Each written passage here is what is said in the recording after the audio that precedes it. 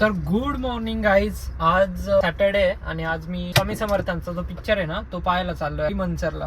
खूप दिवस झाले यार, म्हणजे रिलीज तो बरेच दिवस आधी झालता, बट माझ्याकडे टाइमच नव्हता तो पिक्चर बघायला. तर मग आज जरा टाइम होता, म्हणजे एक काम होतंच ते आता पोस्टपोन केलं थोडं आणि आता निघालोय मी पिक्चर बघायला. मी बऱ्याच जणांना विचारलं की पिक्चर कसा आहे. सगळ्यांनी पॉझिटिव्ह रिस्पॉन्स दिला आणि आपले प्रवीण तारड्यांचा पिक्चर आहे तर मग पाहायला पाहिजे. मी त्यांचा एक पण पिक्चर नाही सोडला. जसं सगळ्यात पहिला मुळशी पॅटर्न, देऊळबंद, हंबीरराव यांचे जेवढे पिक्चर आहे ना मी सगळे पिक्चर पाहिले आणि त्यांचं डायरेक्शन वगैरे या सगळ्या गोष्टी मला खूप आवडतात. तर मग आज मी म्हणलं चला पाहूनच येऊ पिक्चर कसा आहे कसं काय नाही. आणि म्हणजे मी खूप लेट झालो यार, आणि आज तसं मी एकटाच एक मित्र येणार होता पण त्याचं ऐन टायमाला कॅन्सल झालं, त्याच्यामुळे आज एकटाच पाहणार आहे मी पिक्चर आमच्या मनसरच्या विकास थिएटरमध्ये. जे मनसरचे त्यांना माहितच असं विकास थिएटर कसं आहे काय नाही, म्हणजे एवढं पण मोठं नाही काय, नॉर्मलच आहे. तर पाहू आपण तिथं पिक्चरचा. मी लास्टला तुम्हाला रिव्ह्यू देईनच कसा आहे कसं काय नाही. नंतर मग कॅन्सल पण करता येऊ शकला असतं, पण मी म्हणलं जाऊ दे एकट्याला पाहण्यात काय जातं, एकट्याने पाहू. आता तिकीट पण बुक केलंय आणि टाइम पण काढलाय. नंतर असा टाइम भेटणार नाही परत, कारण कामाचा लोड खूप असतो. त्यामुळं आज पाहूच पिक्चर. तर चला आता जाऊयात विकास थिएटरला. असं आहे आपल्या मराठी दिग्दर्शकांनी बनवलेला पिक्चर आहे, म्हणजे इथून मागचे राजा शिवाजी वगैरे सगळे मी पाहिले, सगळे चांगले पिक्चर आहेत एकदम. पण प्रवीण तरड्याच्या पिक्चर मध्ये गोष्टच वेगळी असते, म्हणजे बघायला वगैरे त्यांचं पिक्चर मज्जा खूप येते. आता याच्यानंतर मुळशी पॅटर्न वगैरे अजून बरेचसे पिक्चर येत आहेत त्यांचे, तर बघूयात आपण कसे काय आहेत कसे काय नाही. आता इथून पटकन गाडी काढतो मी आणि जाऊ आपण तो पिक्चर बघू कसा आहे कसा नाही.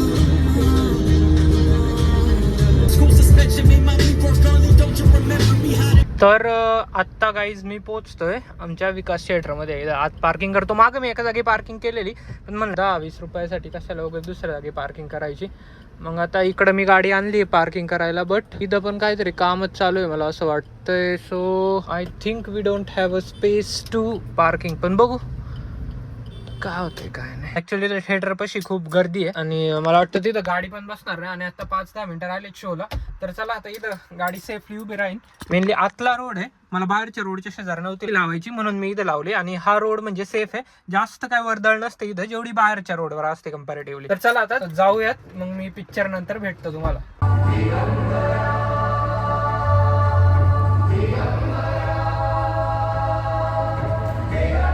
आत्ता वाजले 3 आणि आम्ही पाहून आलोय पिक्चर.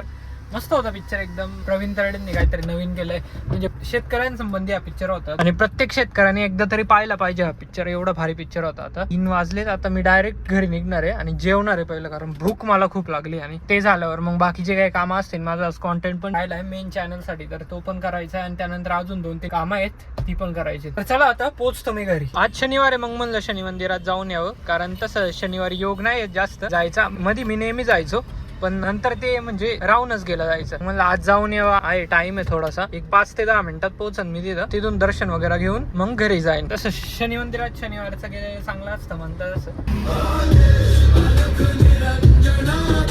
तर हा गेट आहे वरती जायचा, इथनं आपण वरती जाऊ शकतो. असं इथं फर्स्ट गिअरच पाहिजे या गाडीला, कारण CNG गाडी आहे ना, त्याच्यामुळं मी फर्स्ट वरच ठेवतो. तसं जाईन सेकंडवर, पण कधी अशा रस्त्यांवर गिअर चेंज करायचा नसतो. जर तुम्ही फर्स्ट टाइम कधी म्हणजे गाडी नवीन शिकला असाल तर मी सांगतो. आणि वर हवा खूप भारी आहे, म्हणजे हवेचा आवाज तुम्हाला आला असेल. इथं एक मंदिर आहे, हे शनींचं नाही आहे, मागं शनीचं मंदिर आहे. आपण मागं जाऊयात. इथं म्हणजे सकाळी वगैरे खूप लोक असतात, आत्ता नसतं. आणि शनी जयंतीला हे पूर्ण भरलेलं असतं. आता थोड्या दिवसाआधीच शनी जयंती झाली, तेव्हा फुल अख्खं भरलेलं होतं. आणि हे मोठं हॉस्पिटल आहे, वळसे पाटलांनी बांधलेलं. ग्रामीण रुग्णालय नाही म्हणू शकत, खूप मोठं आहे, गव्हर्नमेंट हॉस्पिटल आहे. इथं डिलिव्हरी, आय थिंक इथं डिलिव्हरी नाही, इथं मेन ठेवते. आणि डिलिव्हरीचं जे मनसर मधलं मेन हॉस्पिटल आहे ना तिथं ठेवते. बाकी खूप मोठं आहे, एकदा आम्ही आत गेलतो. चला आता मेन शनी मंदिरात जाऊ, दर्शन वगैरे घेऊन निघूयात लगेच इथनं. आज म्हणजे जास्त लोक नाहीत अशा टायमाला, जसं कोणी येतच नाही, एक तर संध्याकाळी किंवा सकाळी. आता संध्याकाळी म्हणजे 4 वाजेनंतर लोक येतील. गाडी पहिलं इथनं U-turn मारतो. आणि टेकडी वगैरे आम्ही नेहमी त्या टेकडीवर जायचो, ते पण मी तुम्हाला दाखवतो कशी टेकडी वगैरे होती. म्हणजे तिथपर्यंत जायचो आणि तिथून पूर्ण मनसर दिसायचं लॉकडाऊनच्या टाइमला. तर मी इथून रिव्हर्स घेतो आणि बस ओके, गाडी लावली मी. लास्ट टाइम शनी जयंतीला आलतो, त्यानंतर आलोच नाही. पहिलं मी बंद करतो आणि ओके. हे बॉबीचं पाकिट बाय द वे मी खायला घेतलेलं, पण संपलीच नाही, मला 2-3 खाल्लं मी. या अशा गोष्टी मी जास्त करून खात नाही, पण असंच टाइमपास घेतलेलं, पण जास्त खाल्लंच नाही. आता मेन जाऊ, तिथं आहे शनीचं मंदिर आतमध्ये. गाडी किती मस्त दिसते अशी पार्क केली. आणि हा by the way back side म्हणजे साईड आहे या दवाखान्याची. वरती एक मंडप आहे आणि तिथं मागं मंदिर आहे. चला जाऊयात आता गाईज. तर हे मेन शनी मंदिर पाहू शकता. आतून बऱ्याच वेळा तुम्ही म्हणजे मंचर साईडचे अशांतर नक्की आले असशान. इथं असं काहीतरी आहे आत हे. आणि त्यानंतर इथं सगळे देव पाहू शकता तुम्ही, राहू मंगळ. आणि त्यानंतर जर मी दाखवू तुम्हाला, हे आहेत मेन शनी असं काहीतरी आहे. आणि त्या साईडला का मी सांगत होतो ना, इकडं स्टाफ क्वार्टर्स वगैरे आहे तुम्ही पाहू शकता. आणि त्यानंतर इथे त्या साईडला त्या टेकडीवर आम्ही चालत जायचो. असं इथनं असं तिथं वरती जायचो आम्ही चालत. तर असं काम चालू आहे इथं पाहू शकता तुम्ही. आणि तो मागं बायपास आहे तुम्ही पाहू शकता, तो रोड मेन मनसर बायपास. त्याचं काम चालू होतं त्यावेळेस कोरोनाच्या टाईमला. कोरोनाच्या वेळेस आम्ही नेहमी यायचो इथं एकटं आल्यावर म्हणजे भारी वाटतं असं.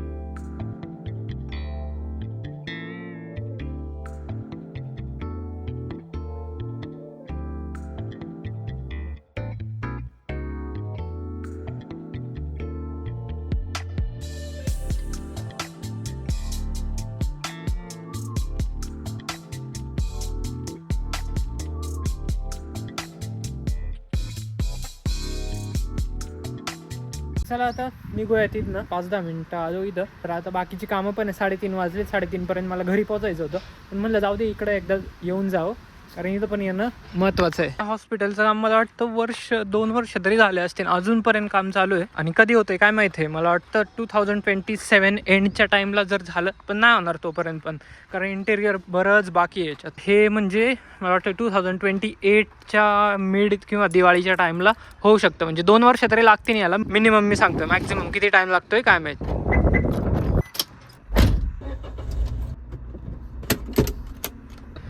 तर मस्त वाटलं एकंदरीत इथं येऊन. एकटं येण्यात खरं लय मजा आहे. आणि खूप लोक येत असतात इथं. आणि ह्या मोठ्या मोठ्या मशीन्स पण तुम्ही पाहू शकता किती मोठ्या आहेत ह्या, बघा ना. त्याच्यात सिमेंट टाकायचं, सिमेंट किती लागला असं नाही हॉस्पिटलला. माझा फोन पण यार खूप हीट झालाय. आणि एक मेन गोष्ट म्हणजे की ह्या गाडीचा AC बंद आहे. हे मलाच माहिती, मी कसं फिरतोय या गाडीत. 2 व्हीलर पेक्षा तरी ठीक आहे, 2 व्हीलरवर ऊन लागतं तसं याच्यात ऊन नाही लागत, पण AC बंद आहे यार. आणि AC बंद असल्यावर लय प्रॉब्लेम होतो. असं हे वातावरण आहे ना, या अशा वातावरणात. आणि इथं मी गाडीचं न्यूट्रल टाकून देतो, कारण इंजिन ब्रेकिंग तर मला करायची नाही. इंजिन ब्रेकिंग करायला म्हणजे केली असती, पण जाऊ दे आता. सगळा रस्ता मोकळा, पण कुणी पण येऊ शकतं. त्यामुळे अशा रोडवर आहे ना, शक्यतो ब्रेकवर किंवा मग सेकंड गिअर टाकून द्यायचा आणि सोडून द्यायची गाडी. गाडी प्रॉपर इंजिन ब्रेकिंगवर चालती. आणि किंवा मग मी जसं गेलं तसं न्यूट्रल. आणि बघा स्पीड पण जास्त नाही, इथं आलं ब्रेकिंग करायची. असं जर तुम्ही सारखं केलं तर ऑब्व्हियसली तुमचे ब्रेक पॅड गरम होतील. म्हणजे इंजिन ब्रेकिंगचा यूज केला घाटात वगैरे खाली उतरताना, तर मग ब्रेक विअर आउट पण नाही होणार आणि गरम पण नाही होणार. आणि ब्रेक जर गरम झाले तर मग गाडीची ब्रेकिंग खूप कमी होते. त्यामुळे ब्रेक जास्त यूज नाही करायचा जेव्हा तुम्ही खाली येता तेव्हा. कधी थोड्या टायमासाठी यूज केला तरी चालेल, कारण ब्रेक नेसेसरी गोष्ट आहे, पण जास्त गरम नाही होऊन द्यायचा जर घाट मोठा वगैरे असेल तर. चला आत्ता जाऊ घरी. आता घरीच जायचंय, भूक पण लागली. एवढं झालं, बरं झालं बऱ्याच दिवसांनी आलो आणि एकदम मस्त वाटलं इथं. मला माझ्या चष्म्याला नोट्स पॅड पण लावायची आहे, तर बघू स्टँडच्या इथे आहे की पण असेल ओपन, तर नोट्स पॅड पण लावून घेऊ. या साईडचं नोट्स पॅड पडलं यार, आणि त्याच्यामुळे चष्मा थोडासा असं वाकडा होतो, तर ते पण लावू. चला मला यायचं होतं इथं हे नोट्स पॅड बसवायला, पण हे दुकानच बंद आहे. जाऊ दे आता, जाऊया तिथून, काय करू शकतो. आणि इथनं गाडी रिव्हर्स काढणं पण एक लय मोठा टास्क आहे. आपला कॅमेरा चांगला आहे गाईज. तर आता पोहोचलोय आपण घरी. किती वाजले? 3:45 वाजले जवळजवळ. गाडी लावतो, पहिलं पार्क करतो. उद्या हिला मला धुवायचं पण आहे, बघू बाहेर देईन किंवा मग घरीच धुईन. पहिले हिला पार्क करून. कारप्ले नावाची गोष्ट ज्याने कोणी इन्व्हेंट केली आहे ना, खूप भारी गोष्ट आहे ऍपल कारप्ले नावाची. माझ्या गाडीत चालतं, ही पण चांगली गोष्ट आहे. काही कार्स मध्ये नाही चालत, यात अँड्रॉइड स्टिरिओ वगैरे असतात त्याच्यात. बाकी याच्यात एकदम फ्लुएंटली चालतं, लगेच कनेक्ट होतं. मला हे वेलकम पण करतं. याच्यात वेलकम फीचर पण आहे, की मी जेव्हा गाडीत बसेल तेव्हा ते म्हणतं वेलकम आदित्य. खूप चांगले फीचर्स आहे. आणि ज्यांनी पण इन्व्हेंट केलंय ना भाई, खरंच लय भारी फीचर आहे.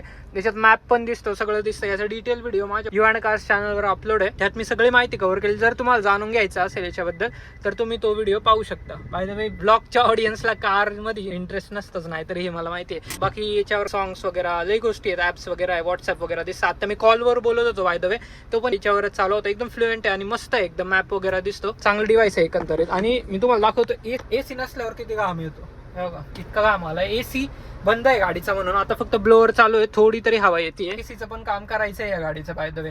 तर चला आता जातो मी घरात, बाकीची जी पेंडिंग काम आहे ना ती करतो. आणि पिक्चर खरंच जर थोडक्यात रिव्ह्यू देऊ तर चांगला होता एकदम. म्हणजे 8 out of 10 पिक्चर होता. म्हणजे परत पाहू शकता तुम्ही, असा पिक्चर आहे. तर चला आता जाऊया घरात. फोन पण खूप गरम झालाय. हार्डली अर्धा तास झाला असं मी घरी आलो आणि म्हणजे तुम्ही पाहू शकता 3:45 आलो, 4:15 वाजले. आता कॉन्टेंट शूट करायला जायचंय. युट्यूबरची लाईफ अशी असते. तर एवढं इव्हेंट कारसाठी कॉन्टेंट शूट करायचंय.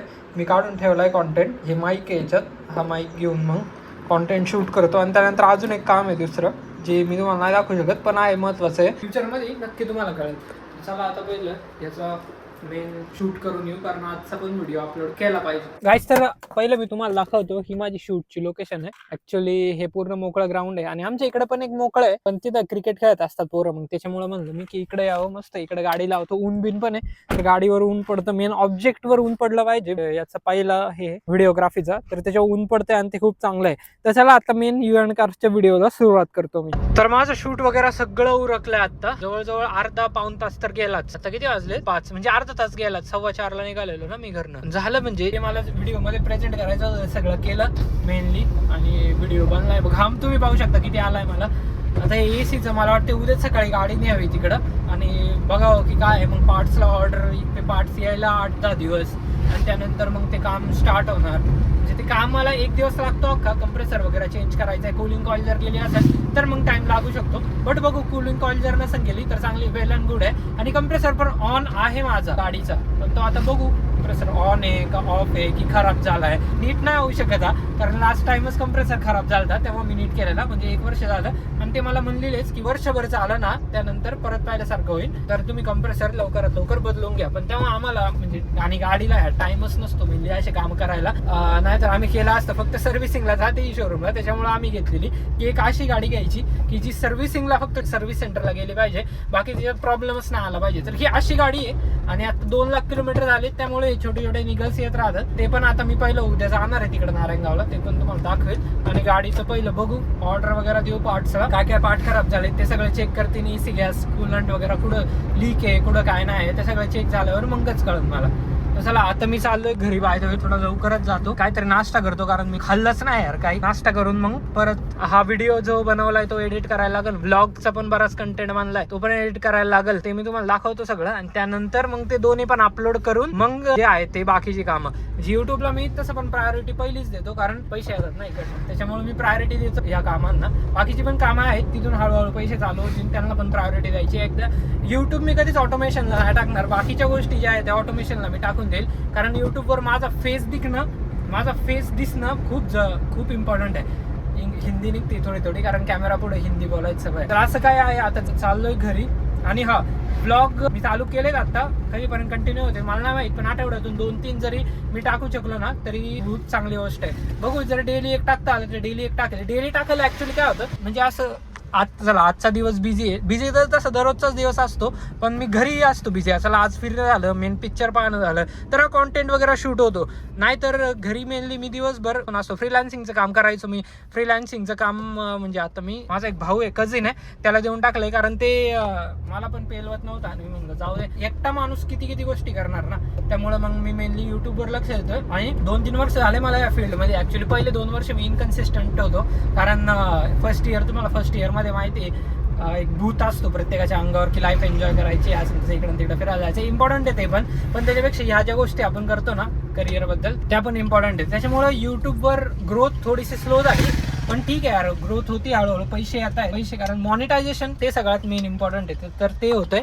त्याच्यामुळे काय प्रॉब्लेम नाही. आता चला पोचलोय घरी. गाडी पहिलं लावतो प्रॉपर पार्किंग मध्ये. आज सरळच लावतो, मग कोण फिरवत बसता येईल. काच वर घेतो, लावली गाडी पार्किंग मध्ये. न्यूट्रल, हँड ब्रेक बंद आणि लास्टला क्लच सोडून परत गिअर. ओके, ही प्रॉपर पार्किंगची पद्धत आहे. ही तुम्ही यूज केली तर गिअर बॉक्सवर लोड नाही येत. कारण काय होतं, जेव्हा तुम्ही मेनली गाडी पहिली गिअरवर टाकताना आणि नंतर हँडब्रेक वाढताना पूर्ण जो लोड आहे ना गाडीचा तो याच्यावर येतो, याच्यावर. आणि जेव्हा बघा आता मी क्लच नाही दाबला, याला काढू शकत नाही मी. क्लच दाबल्यावरच याला काढू शकतो. तर असं नेहमी करत जा की जेव्हा तुम्ही गाडी अशी पार्क करताना सगळ्यात पहिल्यांदा गाडीचा हँडब्रेक ओढायचा. मेन जो गाडीचा लोड आहे तो हँडब्रेकवर गेला पाहिजे, ट्रान्समिशनवर नाही. आणि मग गिअर टाकायचा फर्स्ट. आणि सेकंड मध्ये वगैरे कधीच नाही ठेवायची गाडी. ठेवायची तर नेहमी फर्स्ट गिअरवर, कारण फर्स्ट गिअर सगळ्यात जास्त टॉर्क होल्ड करतो, पॉवर होल्ड करतो गाडीची. तर चला असं काय आहे, आता पोहोचलोय घरी, नाश्ता वगैरे करतो, मग भेटतो तुम्हाला संध्याकाळी. तर तुम्ही पाहू शकता टाइम आत्ता काहीतरी 4:15 मी एडिटिंगला बसलेलो. एक 5:20-25 झालेत. आत्ताच एडिटिंग मी स्टार्ट केली. एवढं टाईमलाईन कंप्लीट झाली. DaVinci Resolve मी वापरतोय. मागून तुम्हाला थोडंसं रिफ्लेक्शन दिसत असेल. हां, असं. आणि तुम्हाला एक आवाज येतोय का? जर तुम्हाला हवेचा असा आवाज येत असेल ना, तर तो या साईडने येतो. असा काहीतरी आवाज येतो इथं नेहमी. व्हॉइस ओव्हरला तसं प्रॉब्लेम नाही आहेत, कारण हा जो लॅपटॉप आहे ना, तो एकदम मस्त आहे. म्हणजे याचा माईक आहे ना, बरोबर व्हॉइस आयसोलेट करतो. त्यामुळं फक्त माझाच आवाज येतो. बाकी बॅकग्राऊंडला काही पण चालू असो लिटरली, तर त्याचा आवाज येत नाही. इतका मस्त माईक आहे. आणि आता मला वाटतं की 1 तास तरी लागेल मला हे एडिटिंग संपवायला. जवळजवळ 15 मिनिटाचा व्हिडिओ बनेल. म्हणजे 54 सेकंड्स आहे ना, ते कट होतील. थोडं वगैरे मी काय काय केलं असेल किंवा मला काय पॉईंट्स ठेवायचे नसते, ते कट होऊन जाईल. वेळ तर लागतोच यार यूट्यूबचा व्हिडिओ एडिट करायला ना. मला आता 5:30 वाजलेत समजा, तर 6:30 आरामात वाजते. आता तो एडिट करतो आणि मग भेटतो तुम्हाला. तर गाईस तुम्ही पाहू शकता आता वाजलेत 11:15 आणि ही जी क्लिप आहे ना, मी ही परत एकदा शूट करतोय. मी केलती आता 5 मिनिटं आधी शूट, पण कॅमेराने फोकस नाही केला. मग म्हणलं परत शूट करावे. आता टोटल ब्लॉग बनलाय 15 मिनिट 38 सेकंडचा. एवढा ब्लॉग बनलाय मोठा आणि ही क्लिप ऍड करून 16 मिनिटाचा होईल. तर आज सगळ्यात पहिल्यांदा आपण स्वामींचा देऊळबंद 2 पिक्चर पाहिला. त्यानंतर शनी मंदिरात गेलो आणि त्यानंतर मग घरी येऊन माझी बाकीची जी कामं होते ना, जी आता मी तुम्हाला सांगू नाही शकत काय कारणांमुळे, बट तुम्हाला मी फ्युचरमध्ये नक्की सांगेल. तर ती मी करत होतो. त्यानंतर मित्रासंग बोललो एक 10 ते 11:15 पर्यंत. तेवढं झालं आणि मग आता एडिटिंग करायला बसलो. आता हा ब्लॉग उद्या सकाळी मला वाटतं मी 8 वाजता करेल अपलोड, 8 किंवा 9 त्याच्या दरम्यान करेल अपलोड. मग पाहू गेला कसं काय रिस्पॉन्स येतोय काय नाही. आणि ब्लॉगिंग मी शक्यतो ट्राय करेल आठवड्यातून 3 ब्लॉग तरी आले पाहिजे. डेली एक बनला तर चांगलंच आहे. जर कुठं बाहेर वगैरे जायचं असेल किंवा माझा तो पूर्ण आठवडाच बिझी असेल, तर मग मी डेली ब्लॉग नक्की बनवेल. कारण रूममध्ये बसून मी किती गोष्टी सांगू, या 4 भिंतींमध्ये बसून मी किती गोष्टी सांगू. आणि हा तो एक मी पोस्टर ते एक लावलेलं मी. ही गोष्ट आहे ना main motivation, dedication, excuses, focus, ही मी एका गोष्टीसाठी लावली. कारण काय होतं, माझं दिवसातून एक 10 ते 15 वेळा तरी याकडे लक्ष जात असतं जेव्हा मी या रूममध्ये असतो. कधी पण जातं आरशातून जेव्हा मी बसतो तेव्हा, किंवा त्यानंतर असं नॉर्मली पण जातं इकडे तिकडे बघता बघता. आणि मग ती गोष्ट आहे ना माझ्या सबकॉन्शियस माइंडला सिग्नल देत असते कायम, मोटिवेशन, डेडिकेशन, फोकस आणि एक्सक्यूजेस. तर असं काहीतरी आहे, त्याच्यामुळे मी लावलेला, बाकी काय नाही. आणि मस्त आहे, म्हणजे ॲमेझॉनवर भेटतो, तुम्हाला पाहिजे असेल तर तुम्ही मागू शकता. तर असं काहीतरी आहे. आता ब्लॉग हा संपवतो, ही क्लिप त्यात ॲड करतो आणि मग संपवतो या ब्लॉगला. तर तुम्हाला ब्लॉग कसा वाटला मला कमेंटमध्ये नक्की सांगा. चॅनलवर नवीन असाल तर सबस्क्राईब नक्की करा आणि बेल आयकन नक्की दाबा. भेटतो तुम्हाला पुढच्या ब्लॉगमध्ये. तोपर्यंत बघत राहा द आदित्य डायरीज.